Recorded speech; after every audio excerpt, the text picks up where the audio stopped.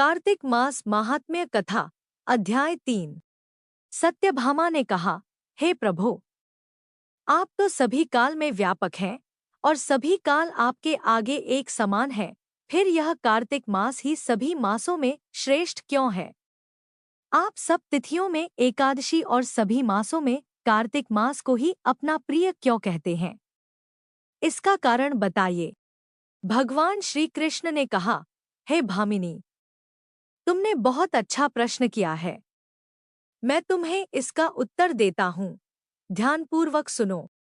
इसी प्रकार एक बार महाराज बेन के पुत्र राजा पृथु ने प्रश्न के उत्तर में देवर्षि नारद से प्रश्न किया था और जिसका उत्तर देते हुए नारद जी ने उसे कार्तिक मास की महिमा बताते हुए कहा, हे राजन, एक समय शंख नाम का एक राक्षस बहुत बलवान एवं अत्याचारी हो गया था। उसके अत्याचारों से तीनों लोकों में त्राहित्राही मच गई।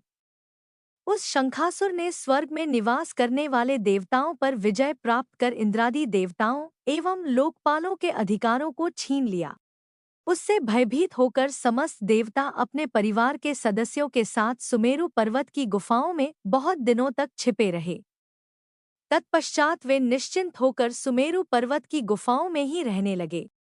उधर जब शंखासुर को इस बात का पता चला कि देवता आनंद पूर्वक सुमेरु पर्वत की गुफाओं में निवास कर रहे हैं, तो उसने सोचा किसी कोई दिव्य शक्ति अवश्य है जिसके प्रभाव से अधिकारहीन यह देवता अभी भी बलवान है।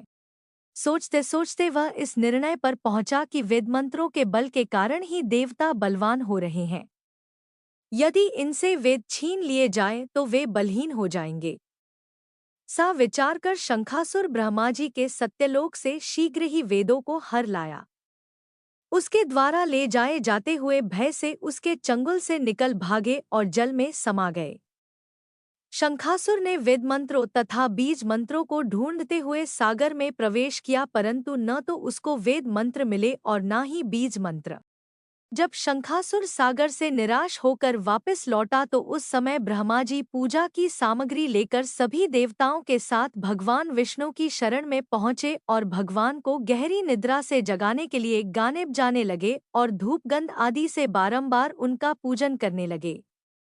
धूप, दीप, नैवेद्य आदि अर्पित किए जाने पर भगवान की निद्रा टूटी और वह देवताओं सहित ब्रह्माजी को अपना पूजन करते हुए देखकर बहुत प्रसन्न हुए।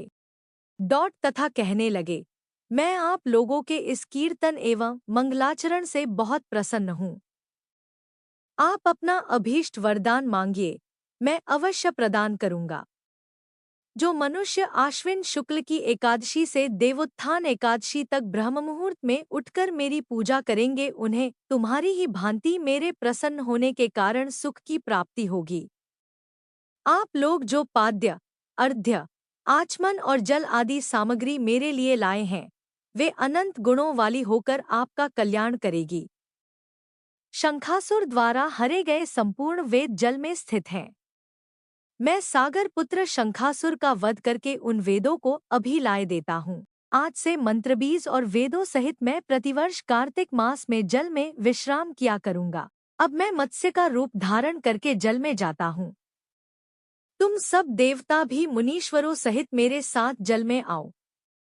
इस कार्तिक मास में जो श्रेष्ठ मनुष्य प्रातः काल स्नान करते हैं, वे सब यज्ञ के अवभृत स्नान द्वारा भलीभांति नहा लेते हैं।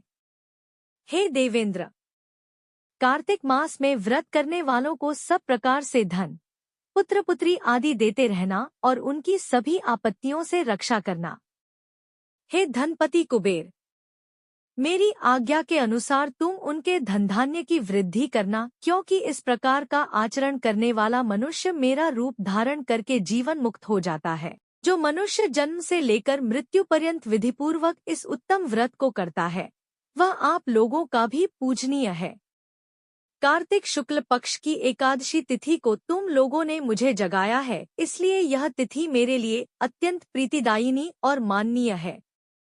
हे देवताओं, यह दोनों व्रत नियम पूर्वक करने से मनुष्य मेरा सानिध्य प्राप्त कर लेते हैं।